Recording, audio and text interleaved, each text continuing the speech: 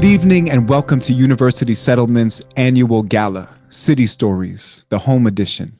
I'm Baba Israel, Artistic Director of the Performance Project at University Settlement, and I'm going to be your MC for the evening. Thank you for joining us virtually and for your support of the settlement. We're delighted that so many members of our community, representing so many different experiences, are here with us tonight. New York City is us. You can't have New York without the people who bring it to life. All of us, every age, every neighborhood, and every contribution. The importance of every person in the community is a primary value for University Settlement. We work hard to meet our neighbors where they are, listen deeply to all perspectives, and engage with every person's strengths as they achieve healthy, stable, and remarkable lives. For those of you who are new to us, let me provide a brief overview. Founded 135 years ago as the first settlement house in the United States, we bring the values of that movement into the 21st century. Settlement houses are a social reform concept with a long legacy, but they're also an evergreen, self-renewing concept. We fight poverty and systemic inequality by creating innovative, comprehensive social services that are constantly in dialogue with and responsive to the neighborhoods where we work. Seeking to build community strength, we engage everyone, from newborns to elders, addressing basic needs first and going further, infusing civic engagement, advocacy, and the arts into everything that we do. Over the past year, we've all weathered a storm together. We've seen what a difference our integrated services can make within communities. Tonight's theme is room for everybody. And as the evening unfolds, you'll learn more about how the settlement truly welcomes everyone. Now you're in for a treat tonight. Our program comes to you at home in two parts. Congrats, you're already in part one. After this part of the program, Act 1, you can call it, we will enter another dimension, otherwise known as Zoom, for Act 2, where we're proud to present 5 breakout rooms exploring the depth and breadth of our work. But more on that later. Now, normally in a gala, we could connect and socialize, but we can't do that. We got to do things in a different way. So feel free to use the chat. Chat it up. We're New Yorkers. We're not shy about sharing our perspectives and building those connections. And if you're having any technical issues, you'll find directions in the chat for help along the way. Now let's get this show on the road. I'd like to welcome our executive director, Melissa Ase. Hey, Melissa, it's great to see you tonight. Let's start with a question that's kind of loaded in this COVID era. How are you doing? Well, good question. I'm thrilled to be here.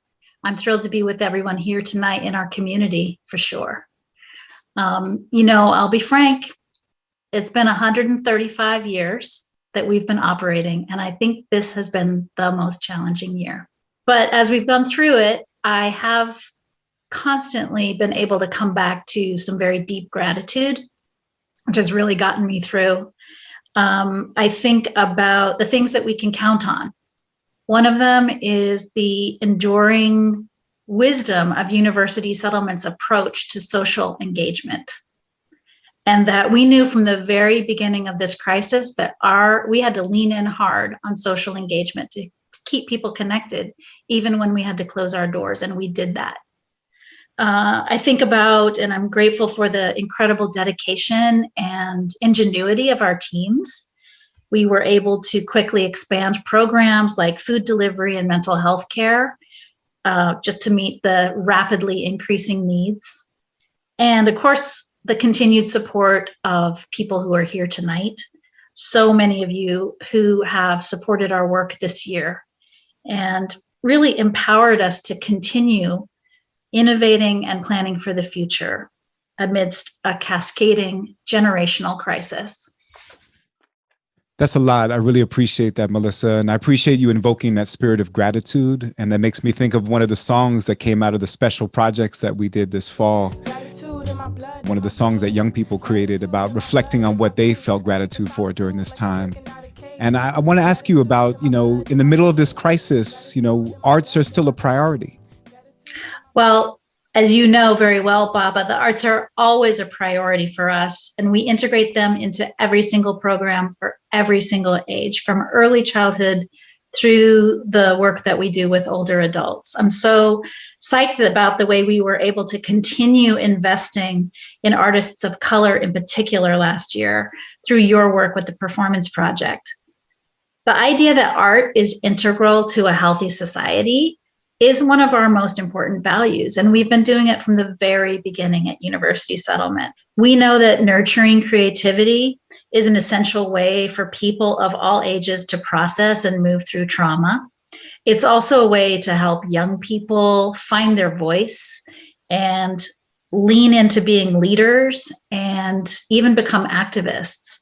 When I think about that spirit and that resilience, I think about, virtual events we've done. I think about events in Spire Hall where there's young people and there's older folks and recent immigrants and everyone's mixing together. And it makes me ask you, how does University Settlement make room for everybody? Well, we really think of ourselves as an anchor, a really safe and stable place for all people, but especially in time of crisis. That means that we're good crisis responders because our stability offers something to the community. We're deeply connected with neighbors of all kinds and backgrounds, like you mentioned. And so we'll really know early if someone's having trouble, like when seniors who were homebound needed food, we were able to respond right away. We can fill in those gaps because we know the community so well. And being an anchor means that we're still going to be here as the crisis recedes. Where are we going next? What's next for us as a community? First, starting with gratitude again, I want to thank everybody for coming together tonight to be with us.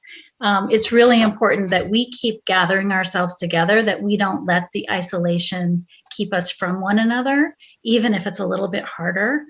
And looking forward, we know that we have thousands of children to support in our neighborhoods. And we will be doing that both with catching up educationally and also with dealing with the effects of social isolation of the last year.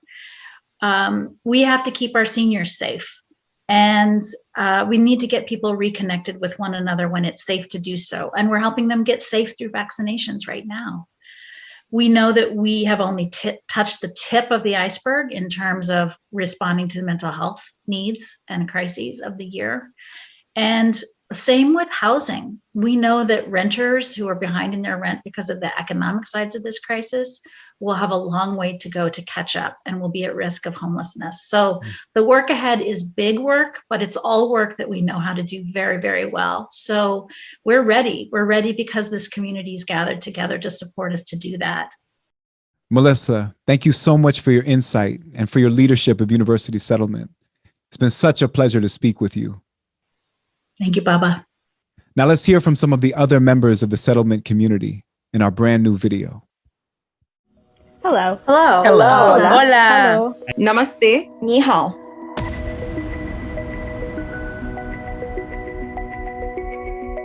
Oh, I love walking into work. University Settlement is a place where we are a team. University Settlement builds a community here. We're always there to help each other and really have each other's back. I love doing my job. University Settlement, Yvette speaking, may I help you? University Settlement was a place prior to COVID where, the community came in.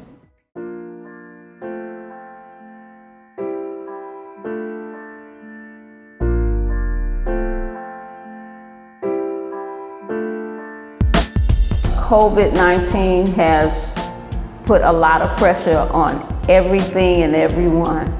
So all the way around, people are suffering. It was honestly a shock when they had closed down all the schools. As a team, we all collectively tried to think of ideas on how we could really push through and make this virtual thing work. So transitioning to Zoom programs at first was quite a challenge. We now have started running community arts programs as well as special events live online. When the pandemic started, I had to think of creative ways that would be beneficial to the kids and like kind of get their attention. So I made videos such as fitness, arts and crafts, and read-alouds. We're connecting via phone calls. You can easily call our numbers and you're going to be able to talk to whomever you're trying to speak to. We want to reach everyone. We enjoy it here. I miss it so much, so very much. It used to get me up and out and active. I miss everything here. University Settlement recently became a vaccination site, so we are still in the community, reaching the community, and we are providing them with as much of our resources as we possibly can to make sure that they are in a better place with their livelihoods and how they live in the community. I got the vaccine, the second shot. I'm getting my second COVID-19 vaccination shot. We are very ready and able to always make room for a diversity of cultures, a diversity of feedback, a diversity of interests. It's my hope that community spaces like the University Settlement will continue to grow and flourish, and the powers that be will see how important it is to have spaces where all community members can access healthcare, childcare, and arts programs. It is the true tradition of settlement houses all across America. University Settlement makes room for everyone by being very open about everyone's ideas. University Settlement is a place that loves the community. They're not biased to any certain person. It's open to everyone. I'm so happy to be a part of the University Settlement, and it's been a meaningful part in my life. Adios. Goodbye. Ciao. Shukriya. Alvida. 再见. I think you'll agree that that video brought our words to life. And it's inspiring to hear about how our neighbors came together to support one another in a most challenging time. And you'll have an opportunity to check in with Miss Wendy in one of the breakout rooms later on and meet her in person. And as you know, at University Settlement, we're able to do this work thanks to many people's support. The hybrid model that we've needed to implement to continue effectively engaging in our communities over the past 13 months has required many resources we had not planned for.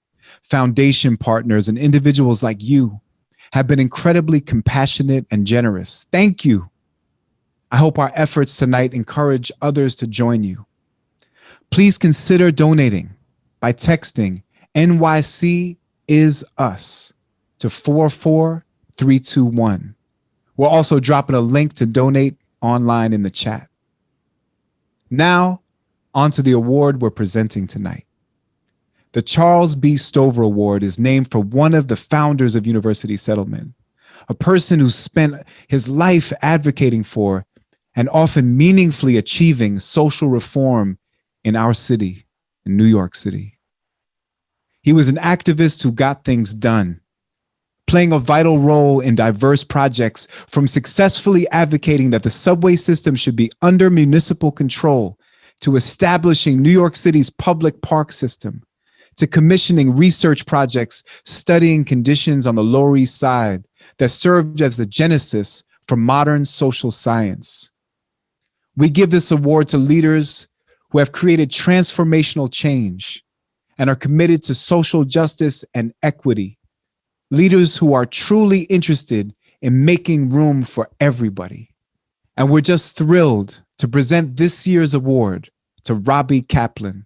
Robbie, the founding partner of Kaplan Hecker Fink LLP, is one of our country's foremost litigators who has demonstrated profound commitment to the idea that law can and should advance the public interest.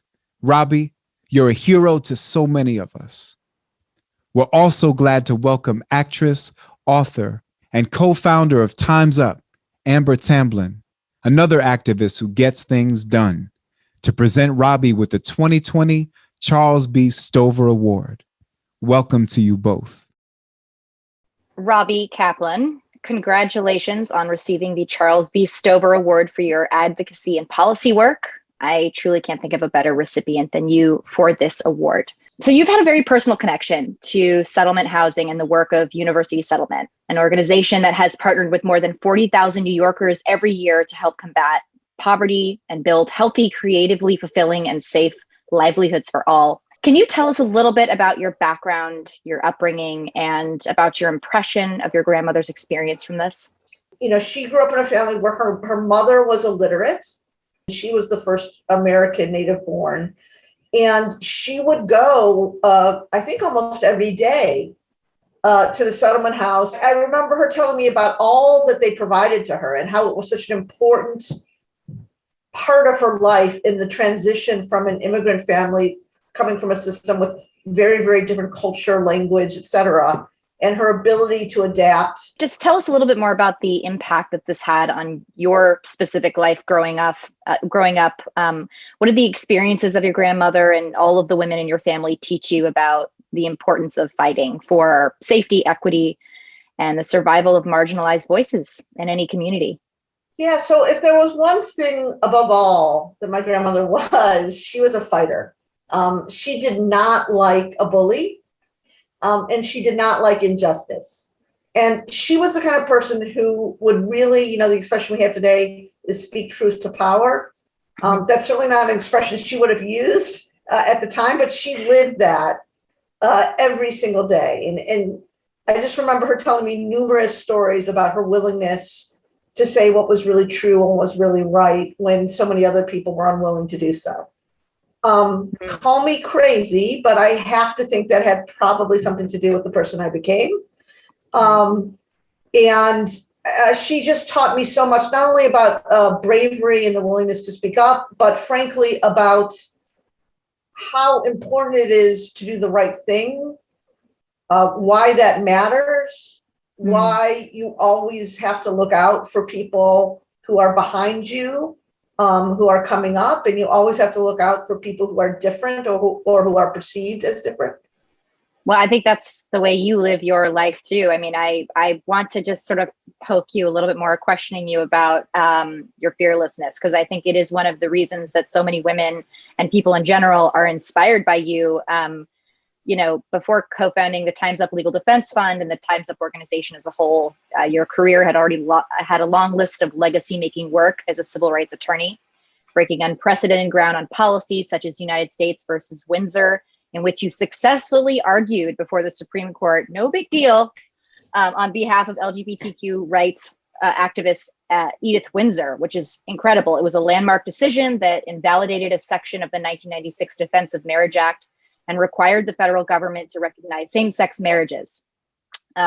Most recently, and I got to be a part of this with you, which was incredible, you helped to pass the New York Safety Agenda Bill, and you're also representing E. Jean Carroll in a lawsuit against former President Donald Trump.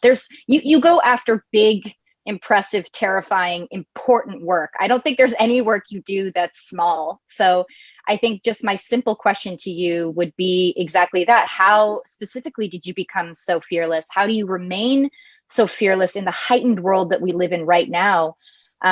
Just tell us a little bit about that. Look, I remember, like, I'm thinking about some of the Charlottesville case that I'm doing, or Edie Windsor, or Time's Up. There are times in life when you're faced with things that you have to think to yourself, you know, how are we going to fix this? And to rely on others to do that, you know, unless there's someone else who's doing it, my belief that then it's your responsibility to do it. And so if you take each of the cases with Edie Windsor, it was so clear to me that she deserved justice, that her marriage to her wife, the Aspire, should be recognized like any other marriage. Right. Same things with the Charlottesville Nazis. Like when Charlottesville happened in August 2017, I remember thinking to myself, like, the DOJ should be dealing with this. That's what the Civil Rights Division of the Department of Justice does. Unfortunately, our Attorney General at that time, Jeff Sessions, not someone who I thought was going to take on that fight. And I thought to myself, well, I guess I'll do it if no one else is. Why do you think specifically that it's so important to invest in and support an organization like the Settlement House? Yeah, so we're in a both a hopeful and a terrifying moment today, as you just said. It's hopeful in the sense that we have a new administration that's committed to many of the principles that so many of us hold, that the rollout of the COVID vaccine, while certainly has had bumps, has been an extraordinary success of our government, and hopefully that will have impacts way beyond that in terms of people's faith in the government's ability to bring about change. On the other hand, you're absolutely right. One thing, probably the most horrible thing, it's hard to say which is the most horrible. One of the most horrible things during the Trump administration was this glorification of hatred. For decades now, it was accepted that whatever racist, anti-Semitic, sexist, anti-Muslim, you name it, views you had, you were ashamed to, people have those views and that itself is a bad thing, but at least people were ashamed to say them in public. What Trump did is he brought it all out, just like he brought the white supremacists out on the streets at Charlottesville and on January 6th. He did the same thing in day-to-day discourse. And what that means on a practical level for the people who are the objects of that hate, including most importantly immigrants, which now remain such a hot button issue, means that we need organizations and people like the people working at the settlement house to protect those groups who were already marginalized, but are now suffering the slings and arrows of hatred literally every day, every minute of every day. Just go on Twitter, unfortunately, and take a look. I think I'll just end with this question and this piece for you, and I'll let you have this final word, as you so very well deserve. But tell us just what gives you hope in a large way, just beyond our country, but looking at our worlds, looking at our young kids, our youth, everything that you see day to day and you experience. What gives you, Robbie Kaplan, lawyer extraordinaire, hope? I think there is something fundamental. I think the human spirit and humanity is capable of both great evil and great good. And I think history and mankind goes in waves, sadly enough, and we have just coming out of a very dark wave. But what I think that means, however, is there's great, great promise on the horizon. So I am very, very hopeful. That's not to mean that it's going to be easy. It isn't. So there's tons and tons of work that needs to be done. But I think there's the will to do it. And we, I think, have set up the next generation to keep doing that work in a world, I hope, that allows them to do so. Let me just finish by saying in university settlement and places like university settlement has a huge role to play in that. No doubt. There you go. Thanks so much, Robbie. Thanks, everyone.